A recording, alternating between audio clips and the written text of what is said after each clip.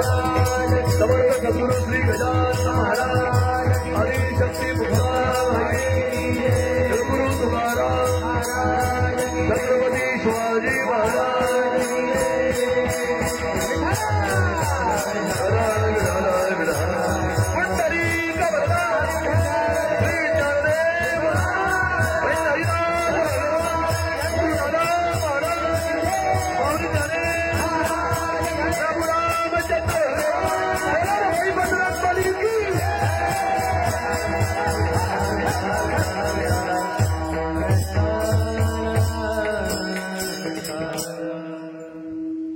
पिंड पदावरी दिला आपुलिया करी माझे झाले गया वर्जन फिटले पितरांचे ऋण केले कर्मांतर बोंब मारली हरिहर माझे झाले गया वर्जन फिटले पितरांचे ऋण तुका म्हणे माझे पार उतरले ओझे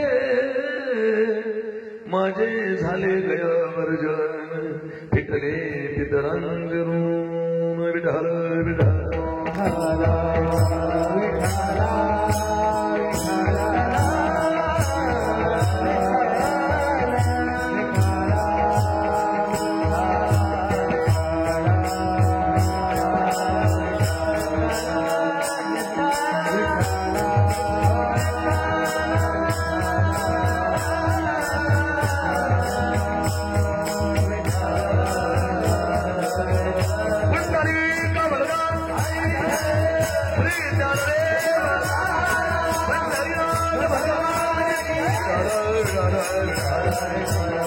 पिंड पदावरी दिला फुले करी माझे झाले गया व्रजन फिटले पितरांचे ऋण समचरण ध्वजम साधारणिलांबदा बहुजगनने हितपानी मंडलम मंडनानाम तरुण तुळशीमाला कंदरम कंजनेत्रम सदैरवलहसम विठ्ठलम चिंतयामि नमो विश्वरूपा विष्णुमाय बापा विष्णुमाय बापा अपार अमुपा पांडुरंगा अपार अमुपा पांडुरंगा नमो विश्वरूपा विष्णुमाय बापा विष्णुमाय बापा अपार अमुपा पांडुरंगा हे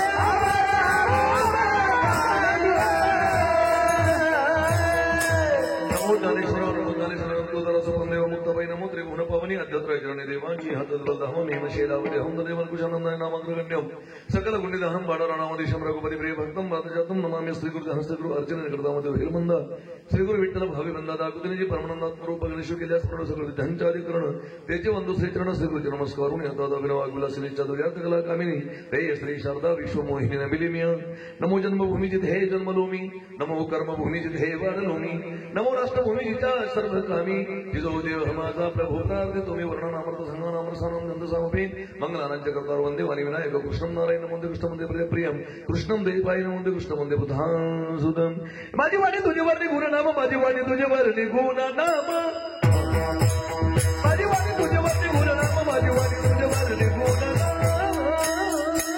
माझी वाणी तुझे वर्णी गुणनाम माझी वाणी तुझे वर्णी गुणनाम माझी वाणी तुझे वर्णी गुणनाम माझी वाणी तुझे वर्णी गुणनाम ऐसे देवी प्रेम काही करा काही करा काही करा करा करा करा करा ऐसे देवी प्रेम काही करा काही करा काही करा ऐसे देवी प्रेम काही करा काही करा काही करा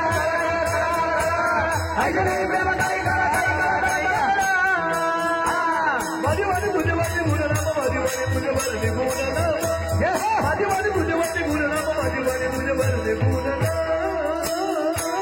माझी वाणी तुझे वर्णी गुणनाम माझी वाणी तुझे वर्णी गुणनाम माझी वाणी तुझे वर्णी गुणनाम माझी वाणी तुझे वर्णी गुणनाम प्रभु के चरणों में सदा पुनि पुनि करूं प्रणाम कहूं तुझे भूलूं नहीं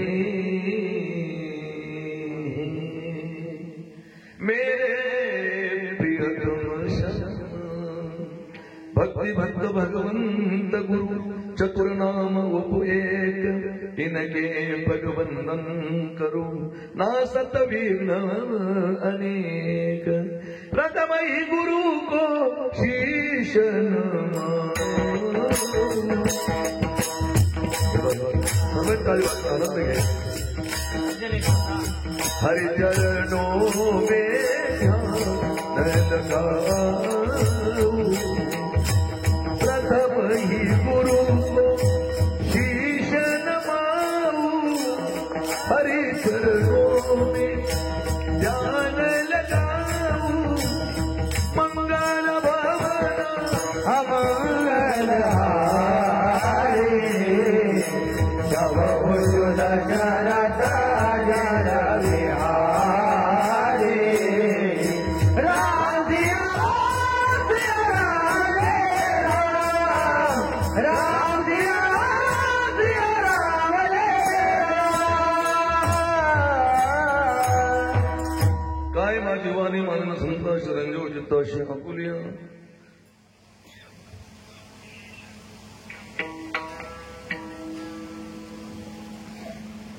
पिंड पदावरी दिला अपुलिया करी माझे झाले गयावर जन फिटले पितरांचे ऋण अखिल कोटी ब्रह्मांड नायक चराचरामध्ये वास्तव करणारा भगवान परमात्मा भगवान परमात्म्याची चिरविलास शक्ती ब्रह्मचित्कलाय साहेब मुक्ताई समर्थ सद्गुरू श्री गजानन महाराज दादा महाराज आणि छत्रपती शोभांच्या मधस्पर्शाने पाहून झालेल्या महाराष्ट्र भूमितो चंद्रुणी वर्षांचत्ता भरून आलेल्या माईबापांच्या चरणावर निघलेला अभंग जगद्गुरु जगदवंदनीय देऊन वर्ष वैकुंठ वर्ष वैराग्याचे मूर्तिमंत सागर असणारे छत्रपती शोभांच्या आध्यात्मिक गुरु जगाचा संसार सुखाचा व्हावा यासाठी स्वतःच्या संसाराची राख रांगोळी करून अव्याहत जीवन ज्यांनी समाजाने व्यतीत केलं अशी असणारी भगवत संप्रदायाच्या कलशस्थानी विराजमान संत तुकोबर आहे यांचा चहा करण्याचा गोडासा अभंग तुम्हा माय बापांच्या सेवेसाठी निवडला. अभंगाचा अंतरंग विषय असा आहे की प्रत्येक एकच प्राणी महत्वाच्या ठिकाणी जे जीव जन्माला आले त्या प्रत्येक जीवावर काहीतरी ऋण असतं. गल्लीपासून तर दिल्लीपर्यंत, साधकापासून तर सिद्धांपर्यंत, काश्मीरच्या आनंदवनापासून तर मलयागिरीच्या चंदनवनापर्यंत जोही त्या ठिकाणी मानव दिलेला जो जीव आहे त्या प्रत्येक जीवावर काही ऋण असतात. मातृ ऋण, पितृ ऋण, भार्या ऋण, समाज ऋण, ऋषी ऋण, संस्कृती ऋण. त्यापैकी हे ऋणातून आपल्याला त्या ठिकाणी मुक्त होऊन जावं लागत असतं. तसं तुकोबराला त्या ठिकाणी कोणतरी प्रश्न विचारला असावा, तुकोबराया तुम्ही आपलं जीवन जे आहे ते जगतासाठी त्या ठिकाणी घालवलं, जगत कल्याणासाठी घालवलं, तुमच्या पूर्वजांसाठी तुम्ही काय काहीतरी केलेलं आहे. तुकोबराने विचारलं काय करावं लागतं. पिंडदान करण्याची प्रथा आहे, पुण्यस्मरण पिंडदान करण्याची प्रथा आहे. तुकोबर सांगतो मला ते पिंडदान करण्याची गरज नाही, कारण माझं जे पिंड आहे, पिंड पदावरी, पिंड म्हणजे शरीर, पद म्हणजे देवाचे चरण, आणि मी माझं जे शरीर आहे, माझं जे देह आहे तो भगवंताला अर्पण करून दिला. पिंड पदावरी दिला अपुलिया करी. आणि याच्यामुळे झालं काय, मला काहीच करण्याची गरज राहिली नाही. माझे झाले गया वर्जन, फिटले पितरांचे ऋण. यात माझं त्या ठिकाणी गया क्षेत्रावरचं जे पिंडदान विधी असतं तो माझा यामध्ये झालेला आहे. मग तुकोबराला विचारलं, महाराज तुम्ही असं कुठलं त्या ठिकाणी कर्म केलं. यासाठी तुकोबराय म्हणतात मी भगवंताच्या नामचिंतनाशिवाय काही केलं नाही. केले कर्मांतर बोंब मारली हरिहार. आणि याच्यामुळे झालं काय, तुका म्हणे माझे भार उतरले ओझे. यामुळे त्या ठिकाणी माझं भार ओझं त्या ठिकाणी उतरलं गेलं. कारण मी चांगला निघालो तर माझ्या आई वडिलाचं त्या ठिकाणी भगवंताला माझ्या आई वडिलाचा उद्धार करणं भाग आहे. माझा एक प्रश्न आहे, मला जर कोणी विचारलंय जगातला सगळ्यात श्रीमंत माणूस कोण आहे, तुमच्या माहितीप्रमाणे भारतामध्ये सर्वात श्रीमंत माणूस कोण आहे? अंबानी. हे असं नावं सांगू आम्ही, धीरूभाई अंबानी असेल, टाटा बिर्ला असेल, यांची नावं आम्ही घेऊ. पण माझा दृष्टिकोन थोडा वेगळा आहे. माझं मत असं आहे, मला जर कोणी विचारलंय जगातला सर्वात श्रीमंत माणूस कोण आहे, तर माझं एकच उत्तर असेल, ज्याची मुलं चांगली निघाली तो या जगातला सर्वात श्रीमंत माणूस. त्याची औलाद चांगली निघाली तो या जगातला सर्वात श्रीमंत असलेला माणूस आहे. आणि त्यांची मुलं चांगली निघाली, त्यांच्या आई वडिलांना इथेही सुख असतं तर तिथेही सुख असतं. पण तुकोबराय सांगतात हे मी त्या ठिकाणी चांगला निघालो, माझं पिंड मी भगवंताच्या जनावर समर्पित केलं, त्यामुळं माझं सर्व त्या ठिकाणी ओझं त्या ठिकाणी हलकं झालेलं आहे. असा अभंगाचा सोपा सोपा अर्थ आहे. कीर्तन सांगण्यापासून पर्यावरण महत्वपूर्ण आपल्या पुण्यपावनी या नगरामध्ये किम निमित्तानं कीर्तन प्रत्येकाला होत आहे. अरे हे 3 भाऊ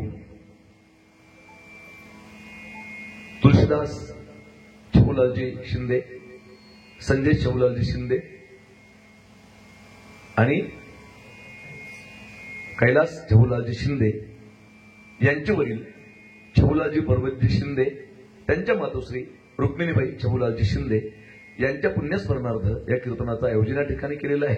तसे त्या ठिकाणी गणेश श्रावणजी शिंदे यांचे काका विथ मावसा आणि मावशी यांच्या पुण्यस्मरणार्थ या कीर्तनाचं आयोजन या ठिकाणी केलेलं आहे. विठाल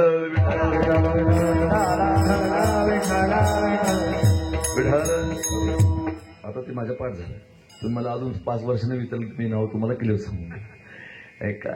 आणि ज्यांच्याकडून त्या ठिकाणी आपल्या मामा मामीच्या स्मरणार्थ हे टोपी रुमाल या ठिकाणी दिलेले आहे तो भोईर परिवार, भोईटे परिवार ऐका. आणि असे सर्व महाराज मंडळीच्या उपस्थितीमध्ये तुमचे हरिभक्तीपरायण ज्ञानेश्वर माऊली, सर्वांची नावं मला सुरूच नाहीत, हरिभक्तीपरायण प्रवीण महाराज, हरिभक्तीपरायण राम महाराज, ज्ञानेश्वर माऊली, कृष्ण महाराज, ही सर्व गावातली भजनी मंडळ, त्या ठिकाणी चोपदार दादा, माझ्यासोबत आले आमचे पांडू पाटील, आपल्या सर्वांच्या उपस्थितीमध्ये हे कीर्तन पार पडतं आहे.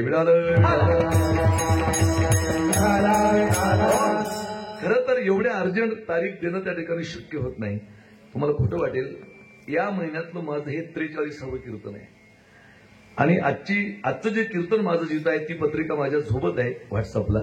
ताई म्हणल्या तुम्ही काही करा, माझ्या भावाच्या घरचं कीर्तन आहे, तुम्हाला हे कीर्तन द्यावं लागेल. मग मी चेंज केलं थोडं. काल्याचं कीर्तन मी घेतलं तिकडचं आणि आजचं कीर्तन त्या महाराजांना दिलं. ते बी रिकामी होते, उद्या मी पण रिकाम होतो सकाळी. अशाच पद्धतीनं त्या ठिकाणी हा योग या ठिकाणी आलेला आहे. खरं तर या भागात मी कुठे आलोय मला आठवत नाही, पण आलोय कुठेतरी. आणि सर्व महाराज मंडळी त्या ठिकाणी महाराज बोलले आपल्या भेटी झाल्यात माऊली. आणि आपल्या आता जरी भेटी झाल्या नसेल तरी जन्मोजन्मी आम्ही त्या ठिकाणी सोबत आहोत, म्हणून आम्ही एका संप्रदायामध्ये त्या ठिकाणी आलो आहोत. तुका म्हणे तदी होतो आम्ही, किंवा जे जे झाले अवतार तुका त्याचे बरोबर, आपण सोबतच आहोत, त्याच्यामुळे सोबत घडली. विडाला सर्वांना भेटून या ठिकाणी आनंद झाला. मला जशी सेवा करता येईल 11 वाजेपर्यंत तशी मी त्या ठिकाणी करण्याचा प्रयत्न करणार आहे. पहिल्यांदाच्या गावामध्ये आलो इंद्रायणी ताईच्या माध्यमातून. ताईने सांगितलं माऊली काही करा पण तुमची तारीख या ठिकाणी तुम्ही द्या. पण 2-3 त्या ठिकाणी प्रॉब्लेम झाली. ताई मला पहिल्या म्हटल्या पहिलेही क्लिअर करून जातो तुम्हाला, पुन्हा त्या ठिकाणी प्रॉब्लेम. मी थोडा मोकळ्या मनाचा माणूस आहे आणि माणूस जेवढा मोकळ्या मनात राहील तेवढा चांगला जगत असतो. असा कुदातेल माणूस लय बेकार ऐका. मला ताई म्हणले त्यांना पैसे किती सांगू, मी पैशाचं काही बोलत नाही. 15,000 सांगू का म्हणले, मी बोलतच नाही. 11 सांगू का, तरी मी बोलत नाही. मग म्हटले ते 11 म्हणतात, नंतर म्हणले ते 9 म्हणतात. तुम्ही मला नाही दिलं तरी मी तसा जाईल, कारण मी व्यवसाय म्हणून कीर्तन नाही करत. माझा हा व्यवसाय नाहीये ऐका. चटके काय बसू लागले हे माझं मला माहित आहे ऐका. परंतु त्या ताई असं 2-3 स्टेप झाल्या त्याच्यामुळे मला थोडं मी बेचैन झालो होतो कीर्तनाच्या. तर पुंडरीक वरदा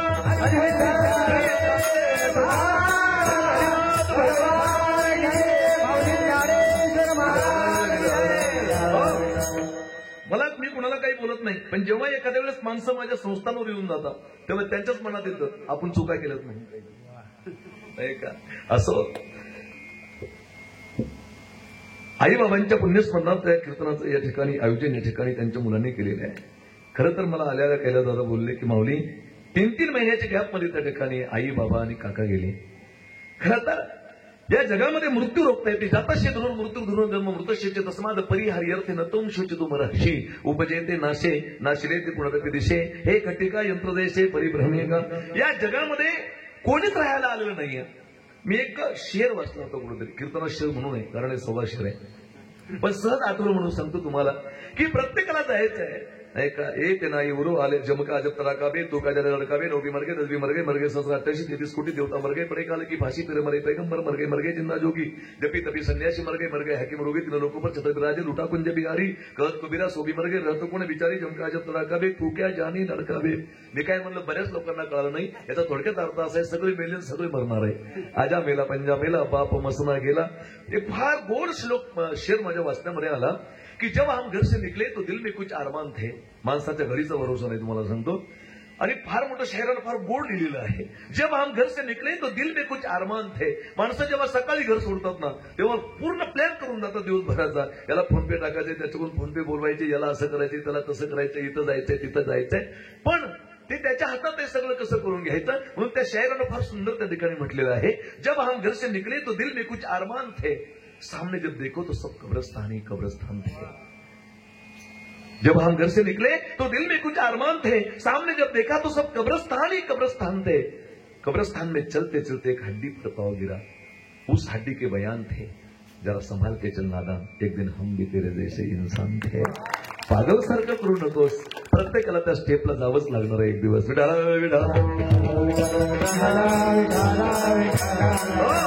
हा मृत्यू आटाळाय आणि माझ्याकडे खेद व्यक्त केला, पण सगळं टाळू शकतील माणसं, पण मृत्यू कोणी टाळू शकत नाही। भगवंताने त्या गोष्टी आपल्या, मला कधी कधी माझ्या मनामध्ये अशी कल्पना येते, मी तुला कल्पना, माणसं कल्पकता असावी, माणूस कल्पना खोरा असावा पण शंका घोर नसावा। तुम्हाला सांगतो, भगवंताला 2-3 गोष्टी आपल्या जवळ ठेवायला पाहिजे होत्या। जेव्हा माणूस जन्माला येतो ना, तर हाताच्या मुठी बंद असतात, तर माझं असं कधी कधी असं वाटतं मला, बरं कल्पना आहे माझी, की देवाने दोन्ही हातात 2 चिठ्ठ्या ठेवायला पाहिजे होत्या। उजव्या हातात जन्मतारीख आणि डाव्या हातात मरणाची तारीख। इथं लोक नसते माले, एकाला म्हणलं असतं का कधी येत नाही करतो, आज कसं काय आले, काय नाही 8 दिवस राहिले ऐकून। हो, एका हातात जन्माची तारीख पाहिजे होती का, आणि इथे एक खिडकी पाहिजे होती महाराज, की याच्यामध्ये काय काय चालू आहे म्हणून, कोणा कुठेही मार खाल्ला। पण हे देवाने आपल्या हातात नाही ठेवले, त्याच्या हातात ठेवलेलं आहे विठाला। आणि मृत्यू कोणी टाळू शकत नाही। त्यांनी खूप पश्चाताप केला माझ्याकडे जेवताना, की माऊली कमी वयामध्ये आणि लवकर लवकर गॅपमध्ये त्या ठिकाणी 3-3 महिन्याच्या गॅपमध्ये ते गेले। पण ऐका ना, तुम्ही सगळं करू शकता, मृत्यूला नाही टाळू शकत। म्हणजे महाराज दृष्टांत सांगायचे, एका माणसाकडे यमदूत आला, यमदूत वेगळा, यमधर्म वेगळा, यमराजा वेगळा, हे सगळं डिपार्टमेंट आहे। पोलिसाचं कसं डिपार्टमेंट आहे, तसं हे देवाचे डिपार्टमेंट आहे। त्यांनी सगळे डिपार्टमेंट त्या ठिकाणी ठेवलेले आहे। आणि त्याच्याकडे यमदूत आला आणि त्यांनी सांगितलं त्या माणसाला, की उद्या सकाळी 8:05 मी तुला नेणार आहे। काही संकेत येतात आम्हाला, नजर कमी होणे, केस पांढरे होणे, आणि हे संकेत आले ना, या नोटिसाच्या यमाच्या, हे आले की माणसाला सावध व्हावं, की आता आपल्याला पुढे जायचं आहे। ऐका, केस पांढरे होणे ही देखील नोटीस आहे। राजा दशरथाच्या कानाचा केस पांढरा झाला। श्रवण समीप भयसित केसा, मन जरटपण उपदेशा, असं वर्णन केलेलं आहे, की श्रवण समीप भयसित केसा, मन उजरटपण असं उपदेशा। श्रवण म्हणजे कान, समीप म्हणजे जवळ। आणि राजा दशरथाने विचार केला की आता हे राज्य प्रभू रामचंद्राला द्यायला काही हरकत नाहीये। तसं त्याच्याकडे यमदूत आला आणि त्या यमदूताने सांगितलं की बाबा उद्या 8:05 मी तुझा प्राण नेणार आहे।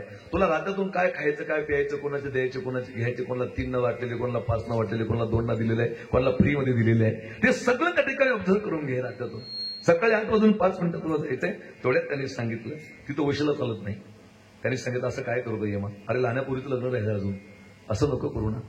नाही म्हणले, ते जमणार नाही। म्हणले ही यादी आहे, या यादीत तुझं नाव पहिलंच आहे, तुला न्यायचंय मला। त्याने थोडं डोकं चालवलं, सगळ्यात डोकेबाज, आणि सगळ्यात धोकेबाज कोण असेल माणूस आहे। त्यांनी सांगितलं राजा यमदूता काही हरकत नाही, उद्या 8:05 मी यायला तयार आहे, पण आमची संस्कृती असं सांगते, सानंदम सदनम सुतास्य सुदेकांत मृदुभाषिणी सन्मित्रम सदनम सहितज्ञापरा सेवका आतिथ्यम सुपूजनम प्रतिदिन मिष्टान्नपानम गृहे साधू संगम उपासते सततम धन्य गृहस्थाश्रम। गृहस्थाश्रमाची मर्यादा आहे, आपल्या घरी आलेल्या अतिथीचं स्वागत करावं, म्हणून माझी इच्छा आहे की तू गावरान गाईचं दूध त्या ठिकाणी माझ्या घरचं ग्लासभर दूध प्यावं, कारण गावरान गाईचं दूध आहे ना एक अलौकिक असतं। एकदा स्वामी विवेकानंदाला एका विदेशी माणसाने विचारलं, स्वामीजी तुम्हारे हिंदुस्तान में कौन सा जानवर अच्छा है और कौन से जानवर का दूध अच्छा है? तो स्वामी जी ने कहा मेरे हिंदुस्तान में भैंस नाम का जानवर अच्छा है और भैंस नाम के जानवर का दूध अच्छा है। विदेशी आदमी बोला, स्वामी जी मैं आपको बहुत बड़ा माइंडेड समझता था, लेकिन आज पता चला कि आप एब्सेंट माइंड हो। स्वामी जी ने कहा क्यों, क्या हुआ? बोले हमने तो ऐसा सुना था कि तुम्हारे हिंदुस्तान में गाय नाम का जानवर अच्छा है और गाय नाम के जानवर का दूध अच्छा है। स्वामी जी ने कहा तूने कितने बार मुझे ऐसा प्रश्न पूछा कि तुम्हारे हिंदुस्तान में कौन सा जानवर अच्छा है, कौन से जानवर का दूध अच्छा है? तो मैं बार बार यही दोहराऊंगा कि मेरे हिंदुस्तान में भैंस नाम का जानवर अच्छा है, भैंस नाम का जानवर का दूध अच्छा है, क्योंकि गाय को हम जानवर नहीं मानते हैं, गाय को हम मां मानते हैं, और गाय को हम मां मानते हैं, और गाय के दूध को हम अमृत मानते हैं, इसीलिए तूने गलत सुना है। तो उन्होंने कहा भैया मेरे घर की गाय है, गावरान गाय है, एक ग्लास भर दूध लेके जाना। यमदूत म्हणला काय हरकत नाही। तो माणूस किचन मध्ये गेला, मस्त गावरान दूध मस्त पैकी एक ग्लास भर तापवलं आणि त्याच्यामध्ये झोपीच्या गोळ्या टाकून दिल्या। सगळ्यात धोकेबाज माणूस आहे। मला सांगा प्रभू रामचंद्र जेव्हा रावणावर विजय मिळवला तेव्हा वानराला सोबत नेलं का माणसाला सोबत नेलं? माणसं येऊ शकत नव्हते काय? वानरालाच का घेतलं? पहिली गोष्ट वानराला खिशे नाही, ज्याला खिशे नाही त्यांचे खिस्से नाही, ज्यांना खिशे आहेत त्यांचे खिस्से आहेत. कळलं ना? अनेक लोक आले असते प्रभू रामचंद्राच्या सोबत, पण रामाला माहित होतं हे लंकेमध्ये गेल्यानंतर रावणाकडे सोनं भरपूर आहे. या रावणानं जर यांना 50-50 ग्रॅम सोनं दिलं, ही अवलाद एका रातात पलटी मारत. सांगते यांचं काय, एका रातात पलटी मारतातच लोक 500-500 रुपयावर. फार बेकार परिस्थिती आहे. आमच्याकडची गोष्ट आहे, इकडे काय मला माहित नाही. विडाला विडाला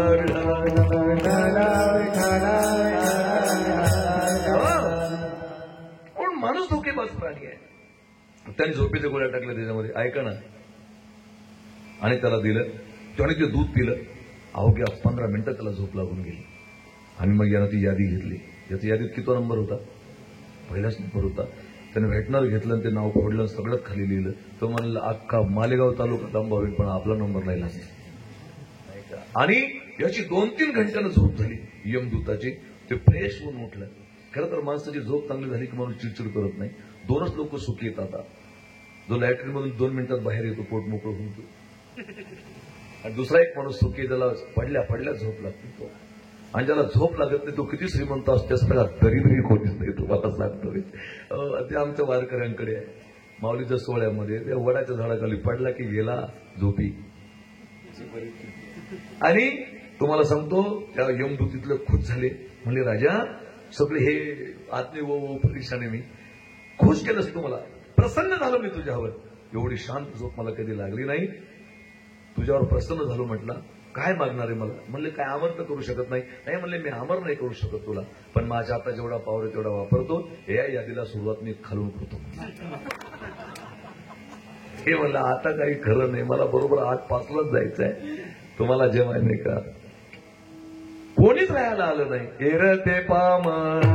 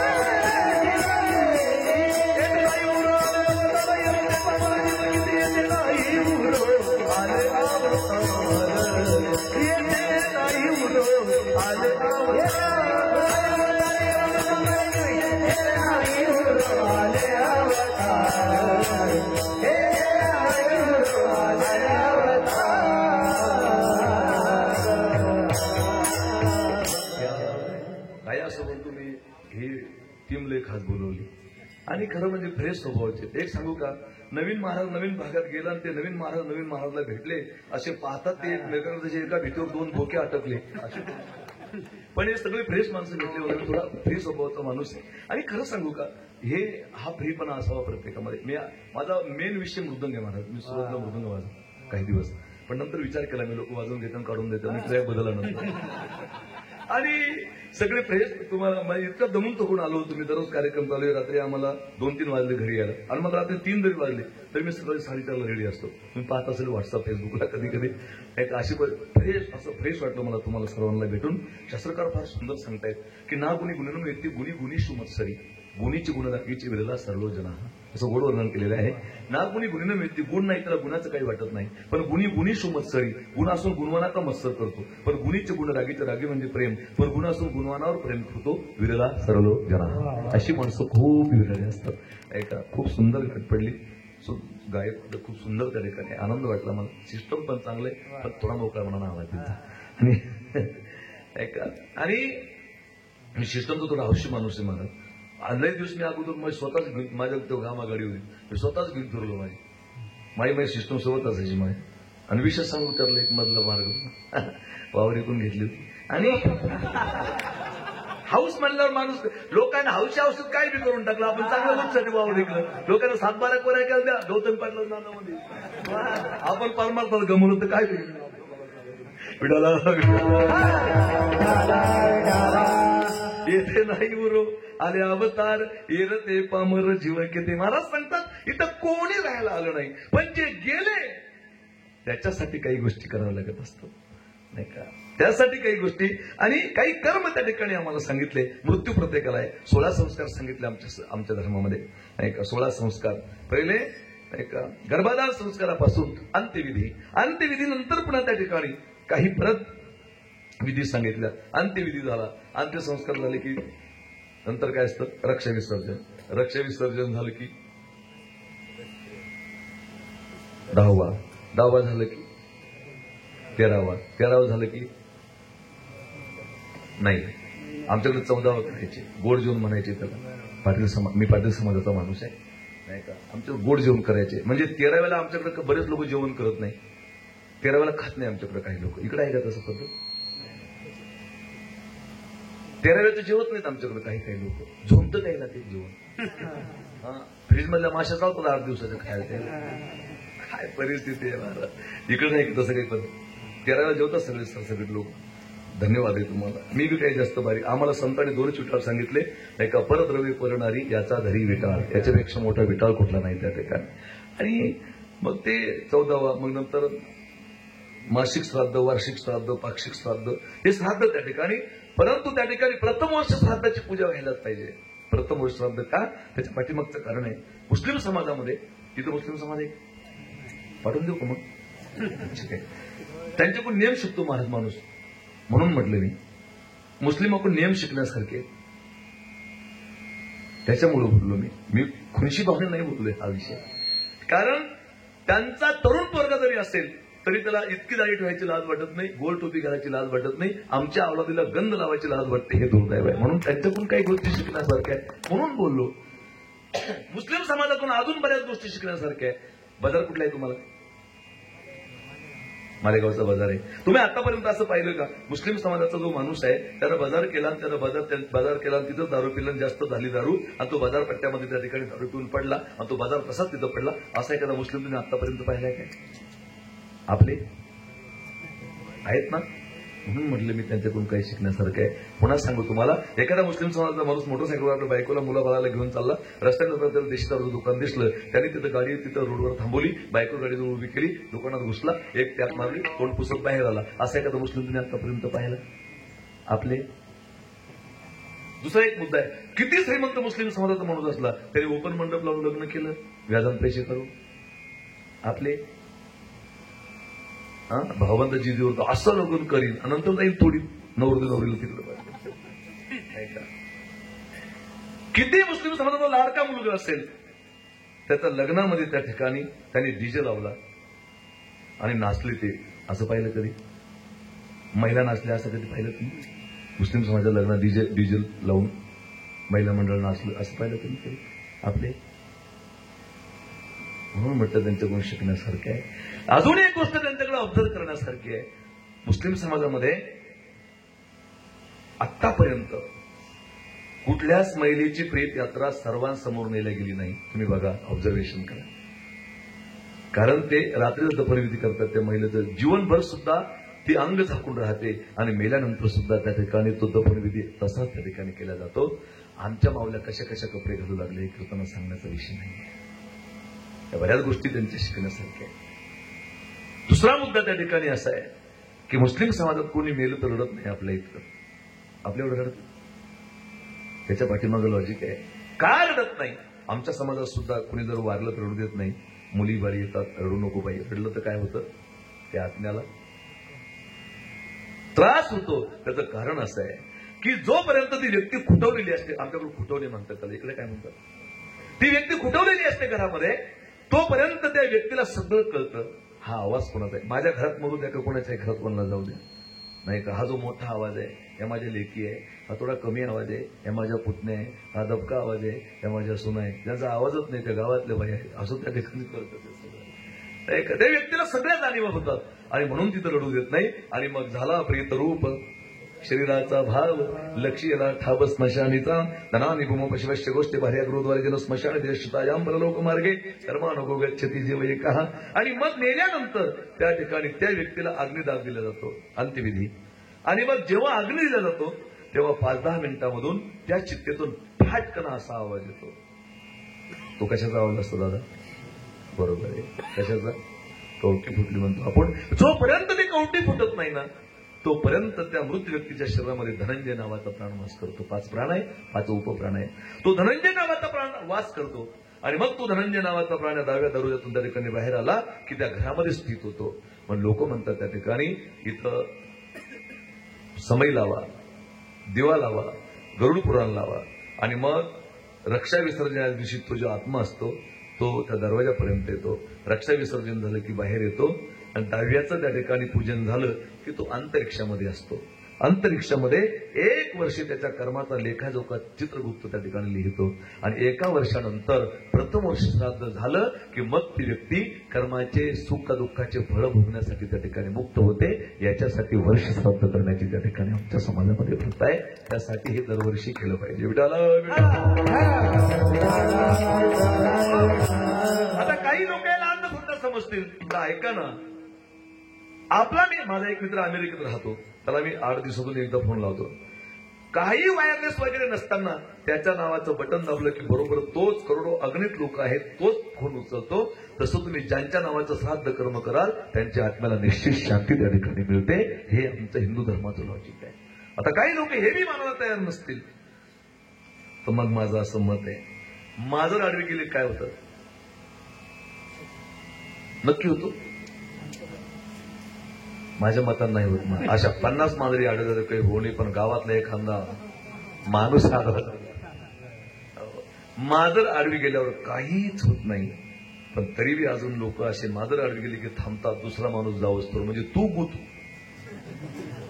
हे असं मी बऱ्याच वेळेस पाहिलं. मांजर आडवी गेल्यावर काही होत नाही तरी मी पुढे जात नाही. का तर माझी माय मला सांगायची, बाळा मांजर आडवी गेली की पुढे जायचं नाही. मला त्या मांजरीच घेणं देणं नाही. माझ्या आईवर विश्वास आहे. म्हणून त्या ठिकाणी काय होतं काय नाही मला माहित नाही, श्राद्ध कर्म का करावे, पण श्रुती आणि शास्त्र संत सांगतात ती माझी आई आहे, ते सांगते म्हणून आम्हाला या गोष्टी कराव्याच लागणार आहे. कारण आमच्या आईवर विश्वास आहे. त्याचा नसेल त्याने त्यांचं पाहावं. विडाला हे श्राद्ध कर्म त्या ठिकाणी करावे लागतात. मग तुकोबऱ्याने संसाराच्या नावे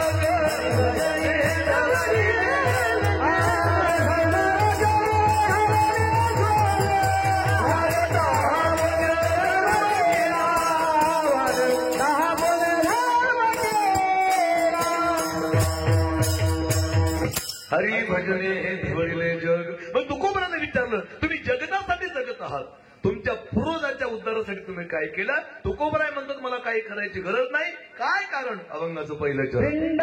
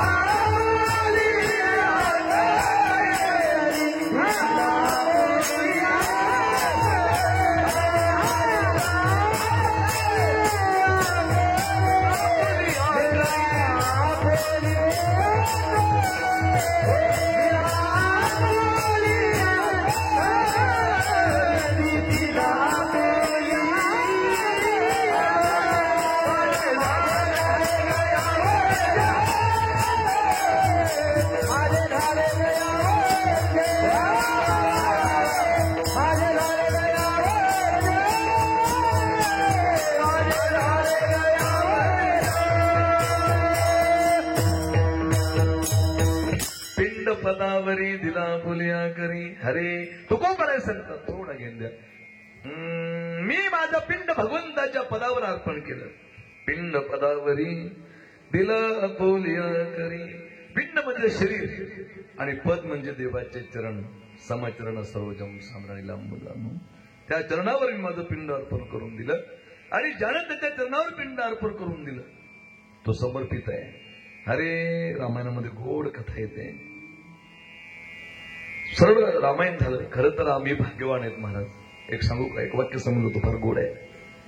आतापर्यंत अनेक पिढ्या झाल्या आणि पुढे अनेक पिढ्या होतील, पण 2024 मध्ये जन्मलेली बाळ आणि 2024 मध्ये वाचलेली म्हातारी माणसं यांच्यासारखे भाग्यवान पिढी पुढे होणार नाही आणि मागे झाली पण नाही. तुम्ही म्हणताल का? त्याचं कारण सांगतो. आमची ही पिढी भाग्यवान का ठरली 2024 मधली? आमच्या मागच्या पिढ्यांनी मंदिरं पडताना पाहिली, पण आम्ही असे भाग्यवान आहेत की आम्ही मंदिरं उडी राहतो. भाग्यवान या वर्षीची रामनवमी मुक्त स्थितीमध्ये झाली आणि त्या रामाचे सेवक हनुमंतराय ऐका पूर्ण रामायण झालं. सीताराम चरित अति पावन मधुर सरस सगळं रामायण झालं. परमात्म्याने ठरलं कोणाला काहीतरी पद वाटायचे आणि पद कोणाला नकोय महाराज. पद तर त्या ठिकाणी प्रत्येकाला हवंय. सगळ्याला पद द्यायचं ठरलं. सगळ्याला पद दिले. कुणाला कोणतं पद, कुणाला कोणतं पद, आणि पद कुणाला नकोय. पण असं पद असावं. ते तंटामुक्तीचे कार्यक्रम चालू होते त्यावेळेस. तुमच्याकडे आलते का ते तंटामुक्ती अध्यक्ष गाव? पण आता ते थोडं कमी झालं त्याचं. आरारावा गेले आणि आमच्या गावामध्ये असं बसले लोक. आता माझा सामाजिक कार्यात थोडा भाग आहे, मला आवड आहे पहिल्यापासून. लोकांनी ठरवलं माऊलीचं पोलीस स्टेशन इकडे तिथं चांगला परिचय आहे, माऊलीला तंटामुक्ती अध्यक्ष करा. मला व्हायचं नव्हतं. एक माणूस सुटला, त्याला क्वालिफाईड माणूस लागतो म्हणे. मलाही त्या दिवशी कळालं मी बिनडोक आहे. मला पदबीत काही नको आहे. अवघड परिस्थिती आहे. फार मोठं गोड चिंतन आलंय ध्रुव चरित्रामध्ये. तरुणसागर महाराज सांगायचे, पद के चक्कर में मुझे मत डालना प्रभु. जब पद आता है तो मद आता है, और जब मद आता है तो अहंकार आता है, और अहंकारी आदमी कभी समाज की सेवा नहीं कर सकता है. इसीलिए मुझे पद ऐसा होना चाहिए कि जो पद हमेशा कायम रहे. पद असं पाहिजे म्हणजे कायम असावं त्या ठिकाणी. अपना जो पद होता है ना, राजकीय पद, वो जब तक है तब तक है, लेकिन जब वो पद जाता है वो आदमी भूत बनता है. तुमने सुनना होगा, भूतपूर्व आमदार, भूतपूर्व खासदार, भूतपूर्व सरपंच, ये जो पद होता है वो भूतपूर्व होता है, लेकिन संतों का जो पद होता है वो अभूतपूर्व होता है. और ऐसा जो अभूतपूर्व पद होता है वही चाहिए. हनुमानजीला त्या ठिकाणी प्रभू रामचंद्राने काहीच दिलं नाही, पण सीता मातेला थोडा राग आला. व्यवहार बैलांना जास्त कळतो माणसापेक्षा. बैला व्यवहार जास्त कळतो, माणसाला कळतो जास्त. बोलत जा ना आपल्या आत्माचं. आई गेले की त्या कार्यक्रमाला नका बोलू. आणि महिलांना व्यवहार कळतो माणसांपेक्षा. बघा तुम्ही, माणूस जर गेला लग्नाला 500 रुपये तयार करून येईल, लगेच येईल, विचार करणार नाही. पण यांना जाऊ द्या, जग नेईल. जग केवढा देतो तो? 2-2.5 रुपयाचे जग घेऊन जाईल, पण डायरेक्ट घरी येणार नाही. त्या वरमाय भोवती गोंड्या बोलून तुझं. बरं येते बाई, मग आता येते कशा करता असते? येते मग आता साडी नाही का? माणसाचं काम असं. माणूस जर बाजारला गेला 100 रुपये घेऊन ना, तो कोणाच्या तरी 50 पण उसने करून घरी येऊन वापस. यांना जाऊ द्या, त्यातले 20 तरी वापस आण. काट कसर यांना कळते. माणूस जर गेला ना तर 50 रुपये डझनचे केळं आणेल. आणि माऊलीला जाऊ द्या, आमच्या आई साहेबाला जाऊ द्या, तेच केळं ते 30 रुपये डझन. रस्त्यानं शिकरण करू. पक्क लक्ष असतं व्यवहारावर. सीतामातेचं लक्ष गेलं आणि प्रभू रामचंद्राला सांगितलं, सीतामातेनं तुम्हाला काही कळत नाही. प्रत्येकाची सीता म्हणते असं. आणि तुम्हाला काही कळत नाही. प्रत्येकाची लग्न झालं, पडू बी नका त्याच्यात. जे पडले त्यांना माहिती काय परिस्थिती आहे. विठाल विठाल फार अवघड आहे. प्रत्येकाची बायको म्हणणं तुम्हाला काही कळत नाही. महाराज मी आमच्या भागातलं म्हणजे जवळजवळ माझ्या 300-350 कथा झाल्या आतापर्यंत, रामकथा भागवत कथा, आणि 10,000 हजार समाज भेटला मला. पण मी कधीच असं वाटलं नाही की असं करावं की उद्या देवाचं लग्न आहे प्रत्येकानं आयरं घेऊन या. हे जमलंच नाही मला. त्याच्यामुळे 2 एकर जमीन विकल्या गेली. आणि पुढचं नाही आता नका व्हावा म्हणून तुम्ही अवघड झाले. आणि खूप कपडे आले. आता मी म्हणजे खोटं नाही बोलणार तुम्हाला, जे आहे ते वस्तुस्थिती आहे. धान्य आलं त्या गावात देऊन टाकायचं. आता मलाही माहित नव्हतं आपलं व्यसनमुक्ती केंद्र होईल, आपलं संस्थान होईल, आता दररोज 550-100 लोक जेवण करतील, एवढं अन्नदान तिथं होईल. परमात्मा करून घेतोय, सगळ्या लोकांचं लक्ष आहे. आणि कपडे कधी विकले माझे, बरं चांगले कपडे देत नाही साधू संतांना लोक, नाही का. मी वाटून द्यायचे कपडे, असे आले की देऊन टाकायचे. हे आमचे महाराष्ट्र स्टोर आहे आमचं बालसंग्रह. ते म्हणले माऊली इतके कपडे येतात, मला एक देत तुम्ही 1,00,000-2 लाखाचे कपडे तुम्ही सहज होतात तुमच्याकडे. लोक प्रेमान देतात, मी विकू कसे काय शकतो ते, मला तो अधिकार नाही. पाहिजे तसे चांगले बी निघत नाही ते. मी घर बदललं महाराज, 3 पोतड्या पीस निघले माझ्या घरामध्ये. सगळे वाटून सुद्धा 3 पोतड्या पीस, ब्लाऊज पीस. पण इमानदारीने सांगतो एकही टिपटाप तर नव्हतं त्याच्यात. सगळे असेल. माझी बायको मला म्हणली पिसायचं काय करू आता. म्हणलं काही नाही, मी कार्यक्रमाला गेलो जात नाही म्हणलं गावात घेऊन 5 रुपये पीस का. आणि एक शाल आली अशी, प्रत्येकाची बायको बोलणार मी सांगतो तुम्हाला. अशी मोठी शाल आली. एक माणूस आला माझ्याकडे, दररोज 550-100 लोक येतात नाही का. आणि मी त्याला ती शाल देऊन टाकतो. मला माऊली तुला शाल लई आवडली म्हणून देऊन टाक. माझ्या बायकोन पाहिलं ते, ती म्हणली असंच काम आहे तुमचं, काही आलं नाही तुम्ही तर जाऊ दे ना. लोक ऐकून आली, लोकांकडे गेली, काय प्रॉब्लेम आहे. दारुडा येतो माहिती म्हणलं मला. आता एक दिवस म्हणाव ना, पुन्हा दुसऱ्या दिवशी तसंच, तिसऱ्या दिवशी तसंच. तुम्हाला काही कळत नाही, तुम्हाला कोणी पण फसवल. तुम्हाला काही कळत नाही, तुम्हाला कोणी पण फसवल. मला राग आला, मग मारलं नाही मी, मला राग आला. म्हटलं कोणी जेव्हा फसवायचं तेव्हा फसवल, पण आता असं वाटू लागलं सुरुवात तुझ्या बापापासून. फार अवघड परिस्थिती आहे. हे समजायला लय कीर्तन ऐकावं लागतं, तेव्हा कळतं ते, नाही का. हे प्रत्येकाची बायको म्हणणार. प्रभू रामचंद्राला त्या ठिकाणी सीतामातेनं सांगितलं तुम्हाला काही कळत नाही. सांगितलं जानकी झालं काय, म्हणजे ज्यांच्यामुळे आपली भेट झाली. माझ्या हनुमंताला काही नाही. म्हणले तुला माहित नाही, मी त्याच्या समोर उभं राहण्याचं लायकीचं नाही. प्रतिउपकार करहु का तोरा, सन्मुख होईन सकत मनोरा. मी हनुमंताच्या समोर उभं नाही. म्हणले माझ्या पोराला काही पद द्या. हनुमंतरायला बोलवलं, बेटा तेरी माँ की इच्छा है, मैं तुझे पद देना चाहता हूँ. हनुमान जी की आंखों में आंसू आ गए, हनुमान जी की आंखें गिल्ली हो गई. बोले प्रभु जी मुझे पद के चक्कर में मत डालो, मैं आपकी सेवा करता हूँ, यही तो सब बढ़िया है. नहीं बोले तेरी माँ की इच्छा है, तुझे मैं पद देना चाहतो. एकदा झालं, दोनदा झालं. हनुमानजी बुद्धिमत्ता वरिष्ठम अतुलित बलधामम हेमशैलावदेहम धनुजीवन कृष्णम ज्ञानीनाम अग्रगण्यम, असं वर्णन केलेलं आहे. बोले प्रभु सबसे ज्यादा काम किसने किया है रामायण में. बोले तुमने तो किया है. बोले फिर मुझे एक पद नहीं चाहिए, मुझे 2 पद चाहिए. सगळी चर्चा झाली अयोध्येमध्ये. वा रे वा हनुमान, नाही नाही म्हणलं, दडपून हाणलं. पहिले नाही म्हणत होते, मुझे एक भी पद नहीं चाहिए, अब 2 पद मांग रहे हैं. बोले आने वाले शनिचर को मैं 2 पद लूंगा. सगळे लोक आले बघायला. आता कोणतेच 2 पद मागतात, कॅबिनेट मागतात, कुठले मागतात का कृषीतलं मागतात. सगळी सभा भरली. प्रभू रामचंद्र सिंहासनावर बसलेले होते. हनुमान जी तेरी इच्छा है 2 पद देने की, मांग ले कौन से 2 पद चाहिए. हनुमान जी जसे आले तसे प्रभू रामचंद्राच्या पायावर लंबे लचक त्या ठिकाणी पडले.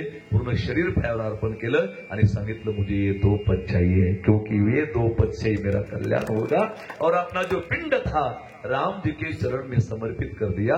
और वो हनुमान जी को तुकोबाजी पूछते हैं, काय भक्ति चाहत्या वाटा मज धारा व्यास बटा. और जो हनुमान जी ने किया वही मैंने किया. पिंड पदावरी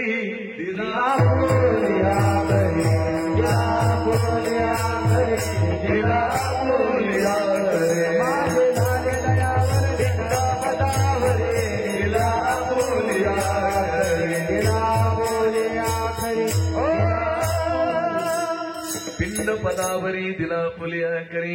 हनुमंतरायाने पिंड पदावर भगवंताच्या समर्पित केला. आणि त्या हनुमंतराला तुकोबाराय विचारतात, काय भक्षण चरण हनुमंता तुम्हा आलो रामदूता काय भक्तीच्या त्या वाटा मज दावाव्या सुभटा. मग त्या भक्तीच्या वाटा दाखवल्या काय, मी माझं पिंड प्रभूच्या चरणावर समर्पित केलं, तसं तुम्ही केलं त्याच वाटेनं मी गेलो. येथे त्याचं तिसरे तत्वजना या न्यायाने तुकोबाराय बोलले, पिंड पदावरी नाही का सगळं काही मिळेल पण देवाचे पाय मिळत नाही. अजून एक अशीच कथा रामायणामध्ये येते. सीतामातेचं स्वयंवर होतं आणि सीतामातेचं स्वयंवर असताना प्रभू रामचंद्राने त्या ठिकाणी धनुष्य तोडलं. शॉर्टकट मध्ये सांगतो, मला आपल्याकडे वेळच 15 मिनिटं राहिला आता नाही का. 10:30 वाजले का चालू दे 11:30 लोक चालू द्या ना, एवढ्यामध्ये इतकंच येतं. आणि टायमात म्हणलं मी, टायमात 9 ते 11 आहे ना आपला टाइम, तुम्ही लांब नका जाऊ. त्या अगोदरच क्लिअर करून टाकलेलं सगळं. विडाला विडाला सीतामातेचं स्वयंवर होतं आणि सुंदर असं वातावरण आहे. राजा रावणाचा अपमान झाला तिथे नाही का. सुंदर पैकी त्या ठिकाणी राजा रावणाला माहित होतं की मैं उठाऊंगा धनुष्य, जानकी वर मला मेरेही गळे में डालेगी. राजा रावणाचा अपमान झाला. मागच्या जन्मापासून मागला पद्माक्ष नावाच्या राजाची फार गोड कथा आली बघा रामायणामध्ये. मला येत नाही असं समजा, घ्या बालकी पुढे. आणि अपमान झाला राजा रावणाचा. एकही जण उठायला तयार नाही. मग ते धनुष्य उचलाल. मग एक राजा बोलला, करे उठ ना, तू लय बाहेर सांगतो ऐसा करूंगा वैसा करूंगा. तो म्हणला मी उचलला असता पण सीता आपली माऊस बहीण लागते. म्हणलं आपल्या कोण जमत नाही आणि माऊस बहिणीसोबत काय मी लग्न करू शकत नाही. आणि तुम्हाला सांगतो नाही शक्य होणार. नंतर कडे रावणाचा अपमान झाला, कोणी उठे ना. मग प्रभू रामचंद्राला खुणवलं विश्वामित्राने, रामा उठ उचलत धनुष्य. रामाने असं रावणासारखं ही हा हा हा नाही केलं. शांततेने उठले प्रभू रामचंद्र. मला तसं नाही जमणार कारण मी रावण नाहीये. आणि उठले प्रभू रामचंद्र, सगळ्यांना नमस्कार केला. अगोदर रामाकडे 3 गुण आहेत आणि ज्याच्याकडे 3 गुण आहे त्यांनी हरिपाठ नाही घेतला एखाद्या वेळेस तरी चालेल. कोणते 3 गुण सांगू तुम्हाला. गोस्वामी तुळशीजी फार गोड सांगतात. सत्य वचन, अरु लीनता, परश्री मात समान, इतने में भी हरि न मिले तो तुलसीदास जुमान. ज्याच्याकडे 3 गुण आहे तो रामच आहे. नारी नयन सरजाहीन गोस्वामी तुळशीजी कहते हैं, जो परस्त्रीच्या नयन कटाक्षाने त्या ठिकाणी घायाळ होत नाही, जो कुठल्याही स्त्रीकडे वाईट नजरेनं बघत नाही, तो रामच आहे. नारी नयन सरजाहीन लागा, घोर क्रोध मनीष जो भागा, लोभ पास जई कर्ण बधाया, सोनर तुम समयी रघुराया. मंगल भवन मंगलहारी, प्रभु दशरथ अजर विहारी. राम सिया राम सिया राम जय राम, राम सिया राम जय राम. नारी नयन सरजाहीन लागा, घोर क्रोध मनीषी जो भागा, लोभ पास जय कर्ण बंधाया, सोनर तुम समही रघुराया. अरे हे पुढे रामाकडे होते. प्रभू रामचंद्रजी उठले, धनुष्य त्या ठिकाणी उचललं. इकडे लक्ष द्या बरं का. पिंड पदावर याच्यावर बोलतोय. धनुष्य उचललं, नंतर ते वाकवलं. वाकल्यावर काय झालं, तुटलं. तुटल्यानंतर काय झालं, खाली टाकलं. प्रभू दो चाप खंड महिना रे, देख राज सब सुखी. प्रभू दो चाप, प्रभू म्हणजे राम, दो म्हणजे 2, चाप म्हणजे धनुष्य, मै म्हणजे पृथ्वी, डाली म्हणजे टाकले. प्रभू दो चाप, खंड म्हणजे तुकडे, खंड महिदाले. आणि असे धनुष्य तोडलं टाकून दिले. असे एका राजाची तळपायाच्या मस्तकात गेली. सहन झालं नाही त्याला. आता सीतारामाला भेटणार आहे म्हणून बरेच लोक स्वतःच्या दुःखानं दुःखी आहेत आणि बरेच लोक दुसऱ्याचं चांगलं झालेलं पाहून परेशान आहेत. तुम्हाला सांगतो ते एक वाक्य सांगून लोक फार गोड आहेत. माझं चांगलं व्हावं असं ज्याला वाटतं ना, ज्या दिवशी तुम्हाला दुसऱ्याचं चांगलं झालेलं चांगलं दिसेल त्या दिवसापासून तुमचं चांगलं व्हायला सुरुवात होईल. ही गोष्ट लक्षात असू द्या. कायम नाही का चांगलं दिसलं पाहिजे. दुसरं लोक चांगलं दिसत नाही. एक म्हातारी अशी शेजाऱ्याच्या घरी गेली. म्हातारी त्याचं 200 क्विंटलचा कापसाची गंजी होती महाराष्ट्राची. ते भाव चांगला कापसाला आला. ती म्हातारी म्हणली करू भाऊ कापूस कोणा. ते म्हणले आपला किती आहे 200 क्विंटल. 200 क्विंटल किती पैसे येतील. म्हातारी बेसूत. ते कापूस पाहून बेसूत झाली. मग डॉक्टर आणि सिटी स्कॅन पिटी स्कॅन एकच त्या ठिकाणी. म्हातारी विचार आई जेवण करता का. नाही का भूक लागली का? हरमाल 5 रुपये, नाही का? असं ते म्हातारी एवढी त्या ठिकाणी सगळे उपाय केले, पण म्हातारी काही शुद्धीवर येणं व्यवस्थित. पण एक सायकोलॉजिस्ट डॉक्टर होते, ते म्हणले म्हातारीला असं झालं कधीपासून? ते म्हणले ज्या दिवशी तिनं शेजारीचा कापूस पाहिला त्या दिवसाचीच बेसूद होईल अशी. डॉक्टर म्हणले मी प्रयत्न करतो. डॉक्टर गेले, तिच्या तोंडावर पाणी शिकलं आणि कानाजवळ गेले. डॉक्टर तिच्या कानाजवळ म्हणले आजी, आजी भाऊ, आजी, आजी, हरमाल 5 रुपये. हस खरे फक्त. म्हणले आजी तू 2-4 दिवसापूर्वी जो कापूस पाहता त्या म्हाताऱ्या शेजाऱ्याचा, म्हणले त्याच्यावर दिवा पडला आणि जळून खाक झाला. म्हातारी लगेच उठून बसले. आत्ताशी बरं वाटतं रे म्हणे. अशीच झाली परिस्थिती. पोट दुखतं दुसऱ्याचं चांगलं झालेलं पाहून लोकांचं. तसं एका राजाचं पोट दुखलं आणि तो राजा धनुष्याजवळ गेला. अरे ओ धनुष, तू कितना पागल है. फार मोठा गोड भाव सांगितलं संतांनी. तू कितना पागल है.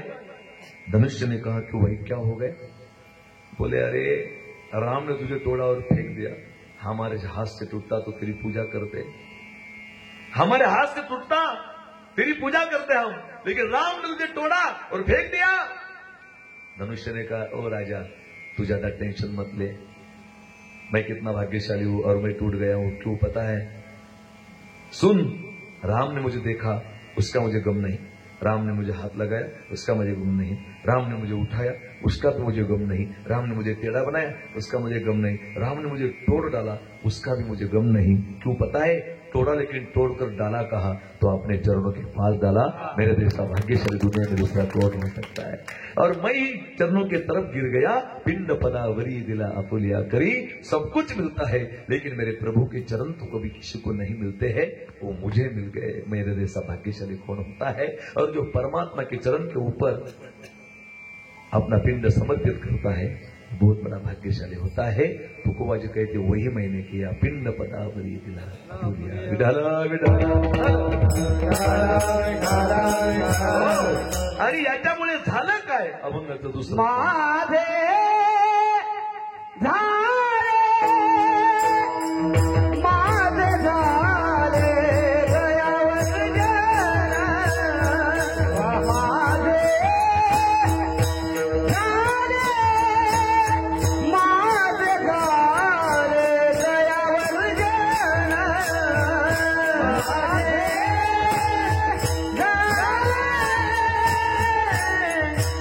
माझे झाले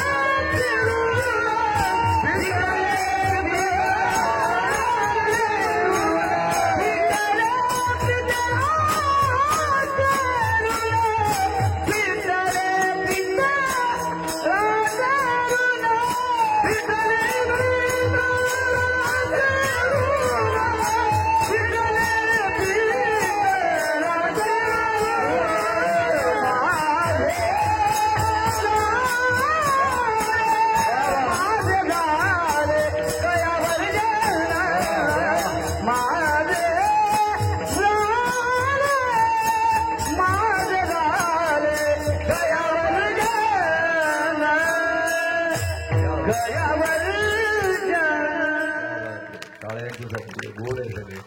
एका माझे झाले गया वर्जन. अरे या ठिकाणी माझं गया क्षेत्राचं त्या ठिकाणी गया वर्जन पिंडदान त्या ठिकाणी झालं असं मी मानतो. ऐका इकडे लक्ष द्या, आपले फक्त 15 मिनिटं आहेत, इकडे लक्ष द्या. अरे माझे झाले गया वर्जन. गया या क्षेत्रावर पिंडदान करण्याची प्रथा आहे. का? तिथं गयासूर नावाचा एक असं फार मोठा तपश्चर्या करत होता ब्रह्मदेवाची. त्याचं एवढं तप झालं आणि ब्रह्मदेवाने विचारलं, ए गयासुरा तुला काय पाहिजे ते माग. गयासूर तपाच्या अंती सगळं काही आहे. डॉक्टर बाबासाहेब आंबेडकर सांगायचे शिक्षण वागले तर दूध आहे आणि जो पेर तो गुरुगुरलेश्वर राहणार नाही. तसं तप हे अलौकिक आहे, करून तो गुरुगुरलेश्वर राहणार. गायन झालं, वादन झालं, हे तपश्चर्याचे महाराज आहे का? ही सगळी तपश्चर्या आहे. त्याने फार मोठं तपश्चर्या केली. ब्रह्मदेवाने सांगितलं काय पाहिजे मा. ते उन्मत्त झालं ते, पण त्याचा उपयोग चांगला केला पाहिजे. पण हे महत्वाचं आहे, नाही तर ते होलिकेसारखं अंगावर येतं. ते सांगितलं त्या ठिकाणी तूच माग.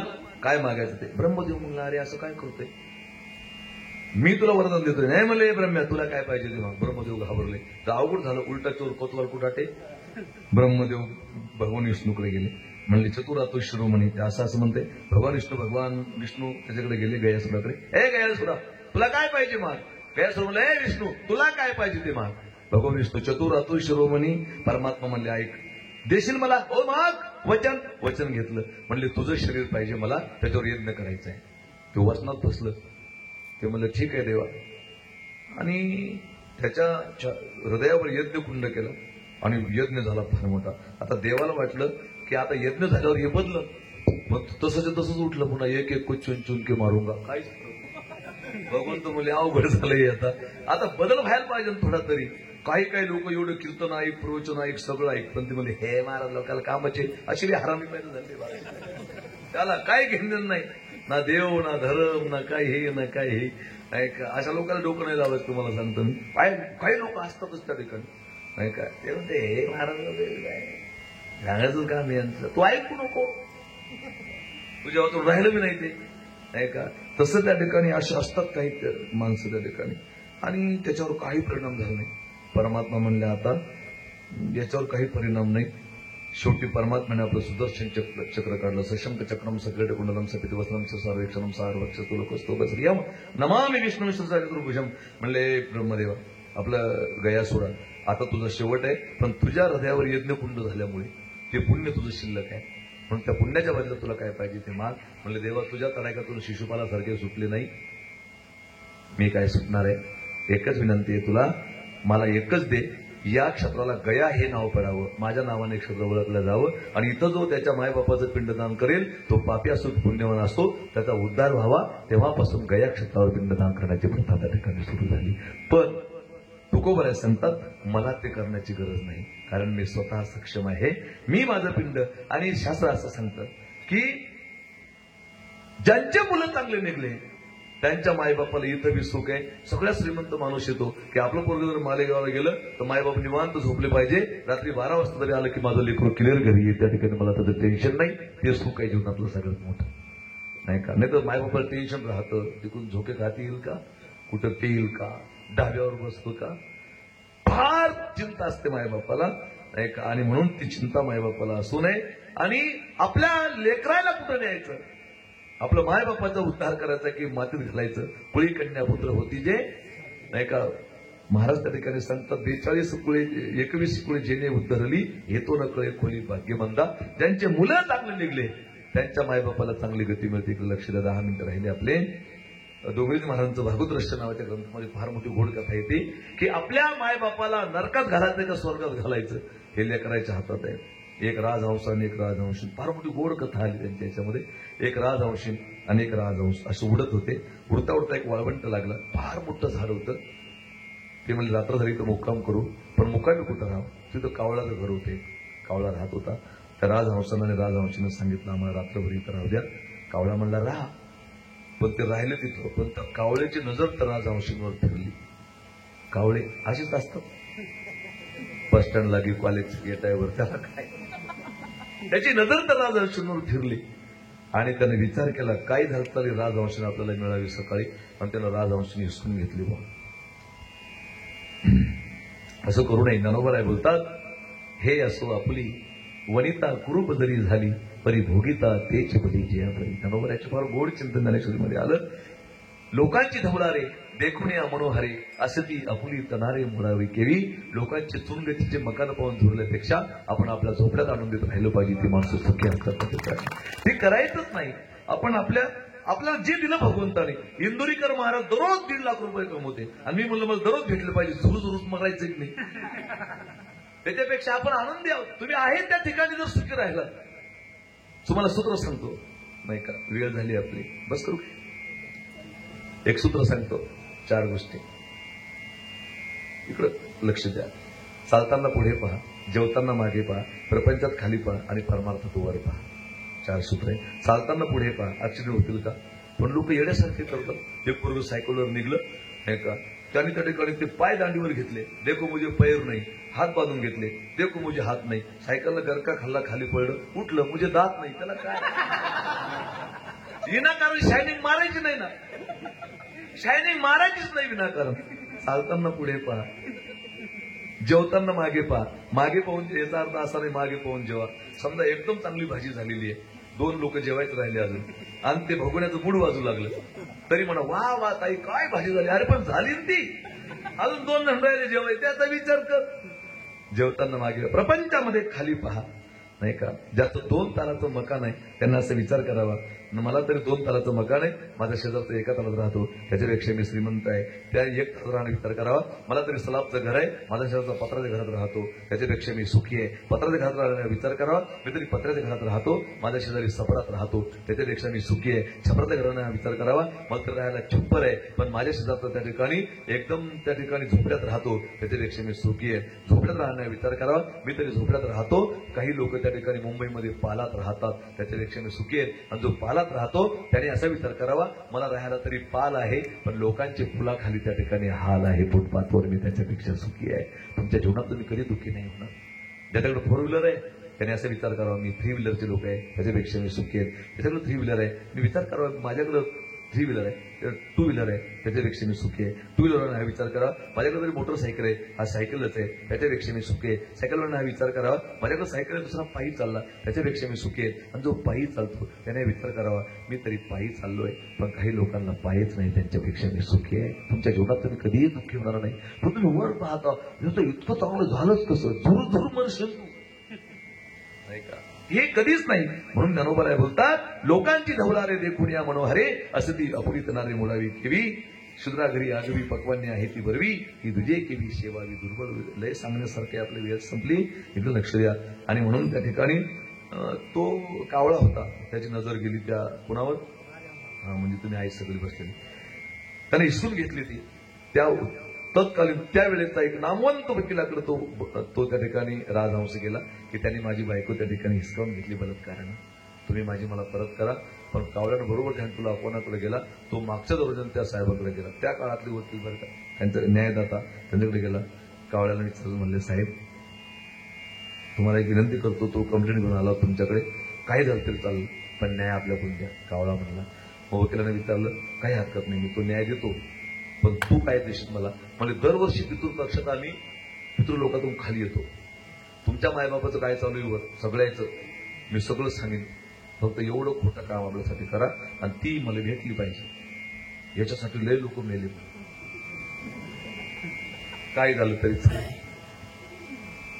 वकिलांनी दुसऱ्याशी बोलून घेतले दोघायला, कोणाकोणाला, कावळा आणि राजहंस. म्हणजे जो पुढं उडल त्याची बायको. हे पटकन पुढे गेलं, राजहंस मागं पडला. कावळ्याने न्याय दिला, आपलं वकिलांनी न्याय दिला, ही बायको कावळ्याची. खरं काम केलं, खोटं काम केलं. राजहंस रडत गेला. पितृपक्षामध्ये वकील कावळ्याकडे गेला, म्हणले आता सांग माझ्या मायबापाच काय चाललं, तुझ्यासाठी मी एवढं काम केलं. म्हणजे चला साहेब तुम्हाला भेटच करून तुमच्या मायबापाची. तुझे गटार होतं, गटार मोठं नालं, गंध नालं, तिथे एक मोठी आळी होती, लहानी आळी होती. म्हणजे मोठी आळी ना ही तुमचा बाप आहे, लहानी आळी तुमची माय आहे. म्हणजे असं कसं काय झालं, म्हणजे ज्याची आवड असे खोटे धंदे करते त्याच्या मायबापाचा असाच कार्यक्रम लागतो. ही परिस्थिती त्या ठिकाणी अशी आहे का. आणि म्हणून त्या ठिकाणी ज्यांचे मुलं चांगले निघले त्यांच्या मायबापाला चांगली गती मिळते. तुकोबाराय सांगतात, माझे आईवडील त्या ठिकाणी मी चांगला निघलो माझ्या आई वडिलांचं नक्की कल्याण होईल म्हणून माझे झाले गया वर्जन फिटले पितराचे ऋण काय केले कर्मांतर बोंब मारली हरिहर हे भगवान नाही का कृत देहती स्तुत्रेता या मेजंती मखे व्यापारी परिचर्या या कलौत हरी कीर्तनात आम्ही नामाचे धारक नेनो प्रकार अनेक सर्व भावी एक विठ्ठलाची प्रमाण ते कोणतं नाव घेतलं हरिहराचं चिंतन केलं याच्यामुळे काय झालं अभंगाचं शेवटचं चरण तुका भले माझे तुका भले माझे तुका भले माझे तुका भले माझे तुका भले माझे तुका भले माझे मने माझे तुका भले माझे मने माझे मने माझे तुका भले माझे तुका भले माझे तुका तुका मने माझे तुका मने माझे तुका मने माझे तुका मने माझे तुका मने माझे तुका मने माझे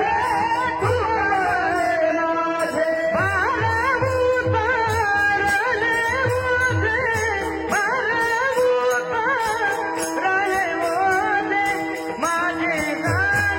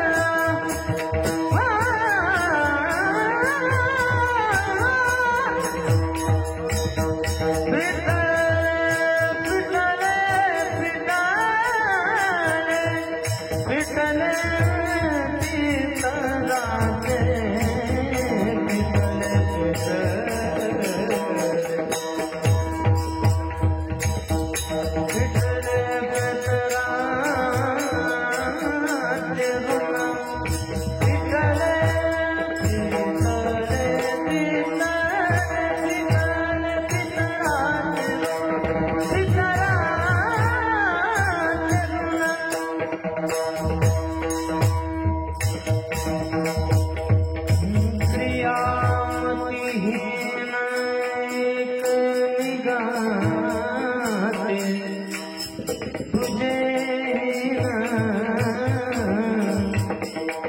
देवा करावा सांभाळ वारी माझी तळहाळ नको माझे ठाई गुण दोष घालू काही देवा करावा सांभाळ वारी माझी तळहाळ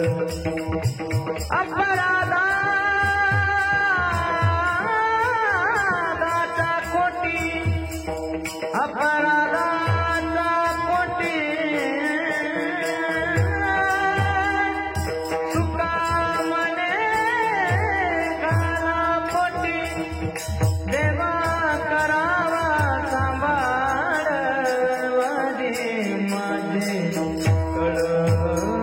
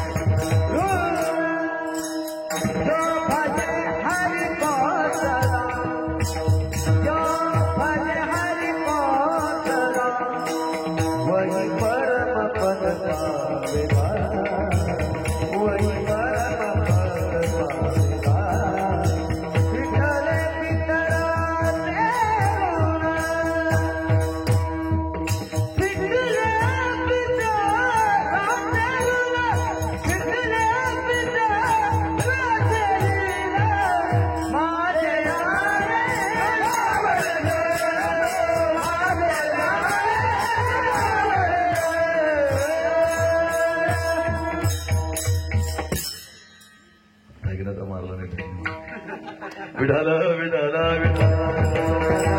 विठाला तुकोबाने संत तुका म्हणे माझे भार उत्तर दे मुझे यामुळे माझे झाले गयावर जण पिटले पितरांचे ऋण 5 मिनिटं तुमचे घेतो कोणी हालचाल करायची नाही अर्ध्या मिनिटासाठी छकुलाजी बाबा रुक्मिणी आई यांना श्रद्धांजली अर्पण करण्यासाठी अर्ध्या मिनिटासाठी सर्वांनी हात वर करायचे सर्वांनी 2 मिनिटं भजन करा विठोबार कुमाई विठोबार कुमाई विठोबार कुमाई विठोबार कुमाई विठोबार कुमाई विठोबार कुमाई विठोबार कुमाई विठोबार पंढरी कमलदान हरी विठ्ठल विठ्ठलदेव तुकाराम पंढरीनाथ भगवान की जय महाराज की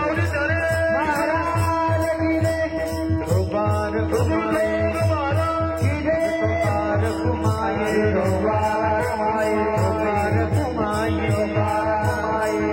विठोबार कुमाई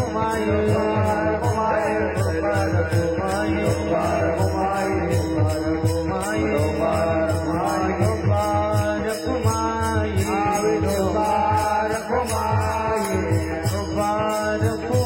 विठोबार कुमाई विठोबार कुमाई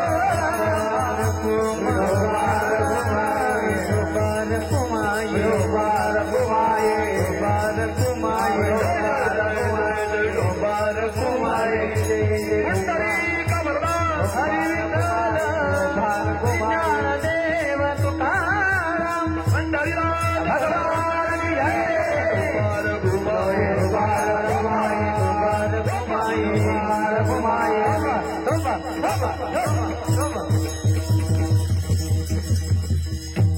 पिंड पदावरी दिला फुले करे माझे झाले गयावर जण फिटले पितरांचे ऋण आई बाप हो 5 मिनिटं लक्ष द्या आम्हाला या ठिकाणी बोलावलं खरं तर तुमचा माझा परिचय नाही आहे परंतु आल्यानंतर खूप आनंद वाटला जाताना एकच सांगून जाईल ज्यांचे आई वडील गेले त्यांचे गेले परंतु ज्यांचे आहेत ना त्यांनी त्यांना जीव लावा मायबापाला जीव लावणे म्हणजे नेमकं काय तर त्यांच्या समोर व्यसनमुक्त जगा आणि त्यांच्या समोर त्या ठिकाणी चांगली प्रगती करा ही जीव लावण्याचं एक लक्षण त्या ठिकाणी दुसरं आहे लक्षात घ्या आणि मी बघतोय महाराज समाजाचं दुःख मी जवळून पाहतोय आज माझ्या केंद्रामध्ये 30 ते 35 बहुतेक 40 जण त्या ठिकाणी भरती असतील त्यामध्ये महाराज बिगर लग्नाचे कमीत कमी 8 ते 10 मुलं आहेत आणि दुर्दैव असं आहे सगळे आपलेच आहे माळी कोळी तेली तांबोळी सुतार कुमार लोहार नाही का बंजारा 18 पगड जातीचे आणि सगळ्यात दुर्दैवाची बाब मराठा पाटलाची पोरं त्याच्यामध्ये जास्त आहे ही सगळ्यात मोठी शोकांतिका आहे जाताना एक सांगून जाईल तुम्हाला खरं तर भारत मातेच्या भूमीला कलंक आहे 2 गोष्टी एक वृद्धाश्रम आणि दुसरे व्यसनमुक्ती केंद्र हा सगळ्यात मोठा या देशाला लागलेला कलंक आहे लक्षात घ्या आणि म्हणून जाताना एक सांगून जाईल तुम्हाला की निर्व्यसनी त्या ठिकाणी जीवन जगा आणि दुसरी गोष्ट आई बापाला जीव लावा या जगामध्ये सगळं काही मिळेल महाराज आता या सगळ्या भावाने जर असा विचार केला नाही का सगळी भाऊ त्या ठिकाणी असा विचार केला यांनी की आमचे वडील त्या ठिकाणी आम्हाला आमची आई आम्हाला त्या ठिकाणी परत भेटली पाहिजे. स्वप्नात सुद्धा त्या ठिकाणी येऊ शकत नाही महाराज. एकदा गेली गोष्ट त्या ठिकाणी आयुष्यात कधी पुन्हा त्या ठिकाणी मिळू शकत नाही. आणि म्हणून ज्यांचे आई वडील त्या ठिकाणी जिवंत आहेत त्याने त्यांच्या आईवडिलाला त्या ठिकाणी जीव लावा. एक सांगू का तुम्हाला, बाप काय करू शकतो आपल्या एका लेकरांसाठी, काय करू शकतो. आमचे महाराज एक प्रसंग सांगायचे की बापाचं प्रेम काय असतं. त्या ठिकाणी 2 मिनिटं तुमचे घेतो. की एका माणसाला एक मुलगा आणि एक मुलगी होती. दोघं जण आनंद सुखाचा संसार त्यांचा. त्या ठिकाणी एक मुलगा एक मुलगी. आणि मुलगी खरं तर हे 3 भाऊ आहे. ताई नाही का, बहीण आहे नाही का. खरं तर त्या ठिकाणी तरी तुमचा परिवार खूप मिळून मिसळून त्या ठिकाणी आहे. की म्हणजे गणेश भाईने त्या ठिकाणी फोन केला की काकांच्या त्या ठिकाणी काकांच्या घरी कार्यक्रम फोन त्याने त्या ठिकाणी केला. आणि खरं तर आमच्या समाजामध्ये, आमच्या हिंदू धर्मामध्ये एक शोकात्मिक आहे, वेगळं निघण्याची पद्धती. ह्या माणसानं त्या ठिकाणी जेवढे आम्ही एकत्र जीवन जगू ना, वेगळं काय राहत नाही, परंतु विचारानं आम्ही एकत्र राहिलं पाहिजे. त्याचं कारण सांगतो. आई बापाच्या आत्म्याला शांती त्या ठिकाणी मिळते.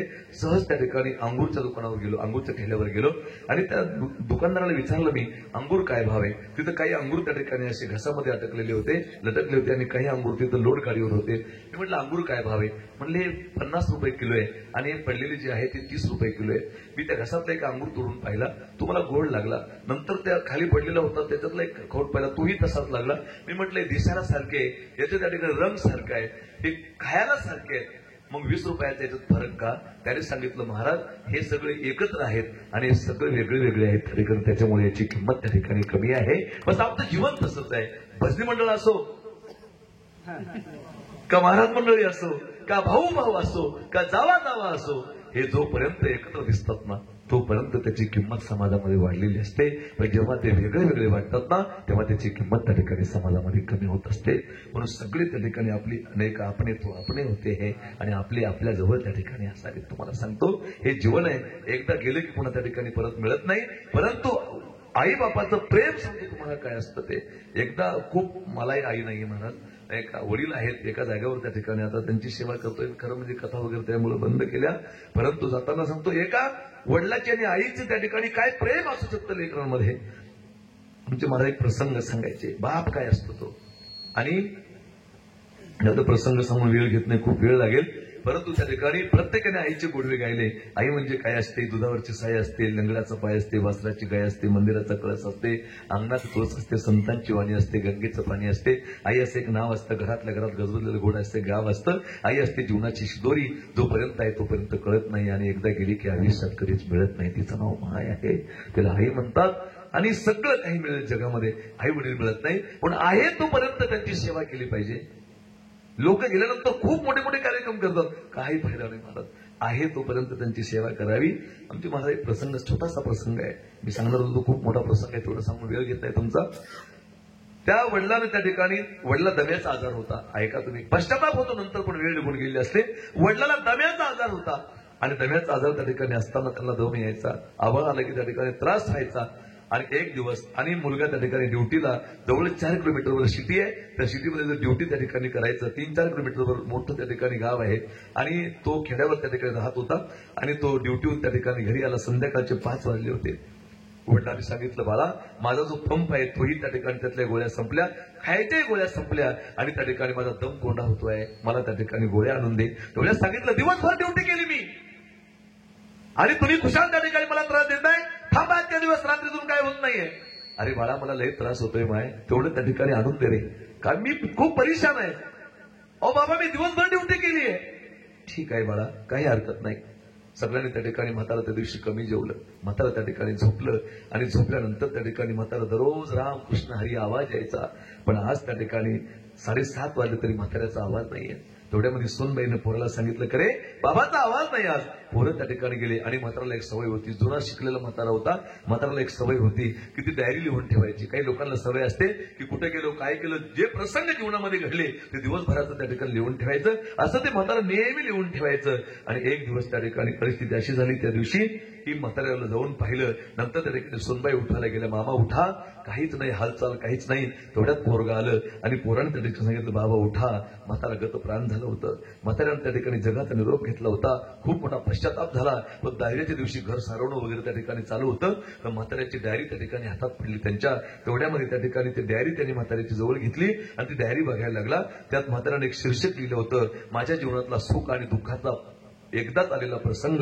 तेवढ्यात त्याने तो प्रसंग वाचला आणि तो प्रसंग वाचताना त्याच्या डोळ्यातून पाणी त्या ठिकाणी पडत होतं. म्हाताऱ्याने त्यात लिहिलं होतं की माझा भैया, माझा मुलगा त्या ठिकाणी लहान होता. तो त्या ठिकाणी पहिल्या दुसऱ्या वर्गामध्ये त्या ठिकाणी जात होता. आमचं खेडगाव त्या ठिकाणी आहे. रात्रीचे 12-1 वाजले होते. सूर्यनारायण आपल्या आईच्या कुशीमध्ये शांत झोप घेत होता. रात्रीच्या 12-1 वाजता पाऊस त्या ठिकाणी सुरू होता. झिमझिम पाऊस सुरू होता. आमचं खेडेगाव असल्यामुळे जिकडं तिकडं चिखल झालेला होता. रात्रीचे 12-12:30 वाजले आणि माझ्या पोराचं पोट दुखायला लागलं. माझा भैया गडबडाट म्हणू लागला. काय करावं त्या ठिकाणी काही कळत नव्हतं. कोणी त्या ठिकाणी मोटरसायकल वगैरे कोणी काही दिलं नाही, कारण रस्ता त्या ठिकाणी खराब होता. तिकडं तिकडं गारा झालेला होता. तेवढ्यात त्या ठिकाणी काय करावं काही कळत नव्हतं. शेवटी माझं लेकरू मला सोडून जाईल असा विचार मनामध्ये आला आणि त्या ठिकाणी मनाची गाठ मारली. काय झालं तरी चालेल, पण माझ्या लेकराला दवाखान्यात न्यायचं. आणि एवढ्या रात्रीच्या 1 वाजता त्या ठिकाणी मी त्याला माझ्या पाठीवर घेतलं आणि माझ्या पाठीवर घेऊन त्या ठिकाणी गुडघ्या इतकाला गारा होता. त्या गारातून त्या ठिकाणी कसं तरी करून मी दवाखान्यात तिथे गेलो. तेवढ्या डॉक्टरला त्या ठिकाणी सांगितलं, डॉक्टर साहेब मला आता हाल झाले, त्या ठिकाणी माझं लेकरू लय रडतंय हो, एकदा त्या ठिकाणी काहीतरी करून त्या ठिकाणी मला तुम्ही मला त्या ठिकाणी डॉक्टरांनी सांगितलं काय तुम्ही मला टेन्शन देऊ लागले, वर घेऊन या. पण त्या पायऱ्या चढायची सुद्धा त्या ठिकाणी माझी हिंमत नव्हती. पण कसं तरी जाऊन त्याला त्या ठिकाणी वर नेलं, पलंगावर टाकलं. डॉक्टरने स्टेथोस्कोप कानामध्ये घातला, त्याला तपासलं, सांगितलं अजून 15 मिनिटं लेट झाली असती तर कदाचित पोरगं मेलं असतं, पण आता त्या ठिकाणी धोक्याच्या बाहेर आहे. मला खूप त्या ठिकाणी बरं वाटलं. पण त्या दिवशी त्या ठिकाणी माझ्या जीवनातलं सुख होतं की माझं लेकरू वाचलं. पण माझ्या जीवनातली दुःखाची एक बाजू होती. त्या दिवसापासून मला तण्याचा आजार सुरू झाला. तेवढ्यात तो वाचत होता आणि त्या डोळ्यातलं पाणी त्याच्या त्या डायरीवर त्या ठिकाणी पडत होतं की माझ्या बापानं माझ्यासाठी एवढे मोठे त्या ठिकाणी एवढे मोठे कष्ट घेतले आणि मी त्या ठिकाणी किती मूर्खपणा त्या ठिकाणी केला. एक सांगू का दादा, सगळं काही करा पण माय बापाला त्या ठिकाणी आयुष्यात त्यांच्या डोळ्यात पाणी येईल असं कधी वागू नका. एक सांगू केव्हा बाप केव्हा रडत असतो, बाप केव्हा रडतो आयुष्यामध्ये, बाप बऱ्याच वेळेस त्या ठिकाणी रडवतो आपण. शॉर्टकट मध्ये तुम्हाला सांगतो, अरे कुत्रे बरे एवढे पोरं त्या ठिकाणी वेड्यासारखे करू लागले. एखादा कुत्रा जर मालकाने पाळलेला असला ना तर त्या ठिकाणी बापाला दुःख केव्हा होतं सांगतो तुम्हाला. आणि तेव्हा तो मालक त्या ठिकाणी त्या कुत्राला जीव लावतो आणि जेव्हा तो मालक मोटरसायकलवरून उतरतो घरी आल्यानंतर तेव्हा तो कुत्रा त्या मालकाचे पाय चाटायला लागतो, शेपटी हलवतो, कारण तो विचार करतोय की मालक तुमच्याशिवाय मला कोणी नाहीये. तेवढ्यात तो माणूस त्या ठिकाणी खुश होतो की माझा कुत्रा त्या ठिकाणी माझं एवढं प्रेम करतोय. पण जेव्हा तो माणूस त्या कुत्र्याला बाजूला करून जेव्हा घरात जातो तर 20 वर्षाचा पोरगा त्या ठिकाणी सोफ्यावर झोपलेला असतो. पण त्या बापाला जेव्हा पाणी घे म्हणत नाही ना तेव्हा त्या बापाच्या डोळ्यात पाणी येतं. आमच्या माय बापाने आमच्यासाठी काय केलं, एखादा बैल जर माणूस चालत असला त्या बैलाला चारा पाणी करतो माणूस, आणि तो बैल जर शेतामध्ये चालत असला आणि तो बैल जर दुसऱ्याच्या शेतात जायला लागला तर माणूस जेवण करताना त्या बैलाला आवाज देतो, देव म्हण्या तिकडे जाऊ नको, तू दुसऱ्यातच शेत आहे. एका मिनिटात तो बैल मागे फिरतो, कारण त्या ठिकाणी तो बैल विचार करतो की तुम्ही त्या ठिकाणी मला एवढं करता मी का मागे फिरू नये. त्या माणसाला आनंद वाटतो. पण जेव्हा एखादा बाप म्हणतो त्या पोराला की बाळा आपलं त्या ठिकाणी फार मोठी गरिबीची परिस्थिती आहे आणि डीजे लावण्यासारखी आपली परिस्थिती नाही, तो डीजे लग्नात लावू नको, आपला तेवढाच पैसा वाचेल. जेव्हा तो पोरगा मागे फिरत नाही, जेव्हा त्या बापाला म्हणतो त्या ठिकाणी की माझं लग्न का वारंवार होणार आहे का, तेव्हा तो बाप रडतो. अरे बैल ऐकतात परंतु त्या ठिकाणी बैल ऐकतात नाही का, बैल ऐकतात हे त्या ठिकाणी ऐकतात, जनावर ऐकतात, पण स्वतःचे पोटचे लेकरं जेव्हा त्या ठिकाणी ऐकत नाही ना तेव्हा त्या ठिकाणी फार मोठं वाईट वाटतं.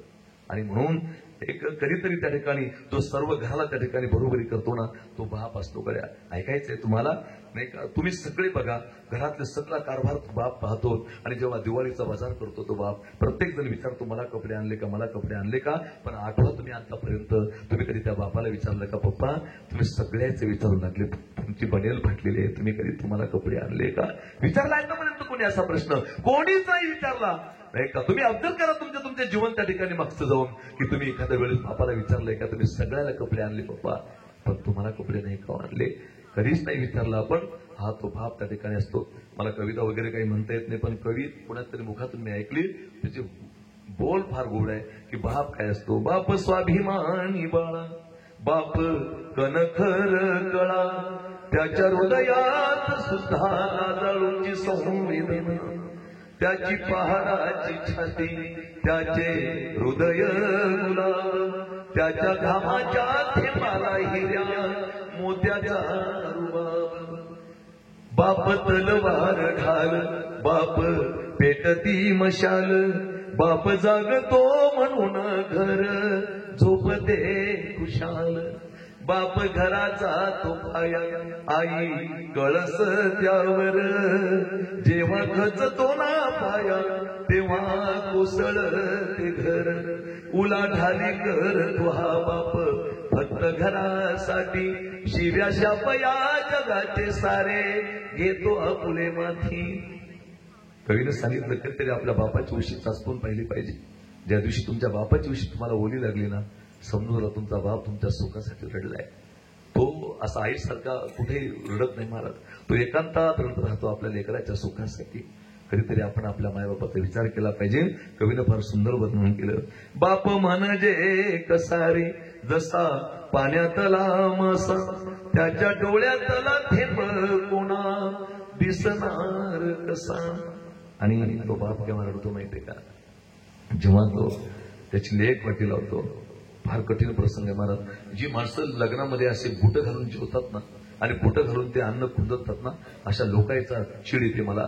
एक सांगू का तुम्हाला की एखाद्या मंदिराच्या भंडाऱ्याच्या आणि महाप्रसादाच्या यज्ञापेक्षाही लग्नातलं जीवन त्या ठिकाणी श्रेष्ठ असतं. कारण त्या बापानं अख्खं आयुष्य त्या पंक्तीसाठी घालवलेलं असतं. शेतात राबून काम धंदा करून की माझ्या लेकीचं लग्न मला करायचंय. आणि तो बाप कधीच रडत नाही. कधीच त्या बापाकडे बघा सकाळी जेव्हा लेकीचं लग्न असतं ना पूर्ण भावकीत पाया पडत फिरतो तो बाप की माझ्या लेकीचं लग्न आहे बरं सगळे त्या ठिकाणी या.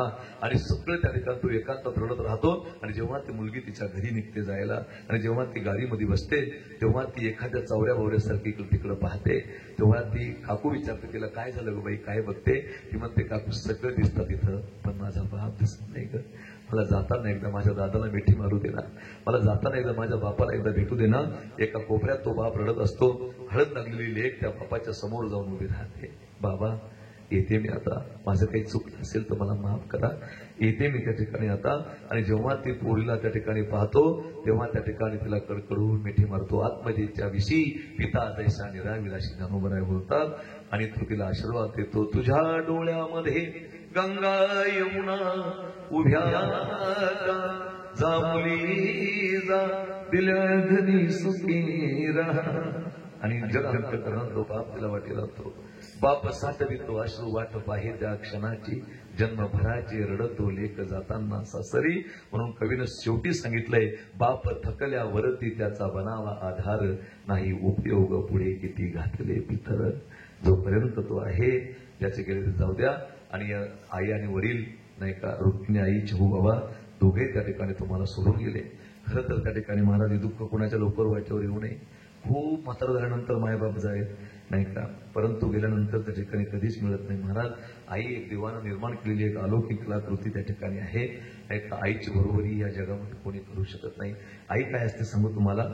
भाकरीचे त्या ठिकाणी 4 तुकडे असावे आणि खाणारे 5 तोंड असावे. प्रत्येकाला भूक लागलेली असावी. त्यातली एक व्यक्ती म्हणते माझं पोट भरलेलं आहे तुम्ही जेव्हा. ती व्यक्ती म्हणजे माय असते. ती व्यक्ती म्हणजे आई असते. पुन्हा सांगू तुम्हाला नाही का पावसानं भिजून आल्यानंतर भाऊ म्हणतो तिकडंच थांबायचं होतं. बाप म्हणतो तुला काही येडायस का तू त्या ठिकाणी कशाला आलास नाही का. सगळे म्हणतात तिकडं त्या ठिकाणी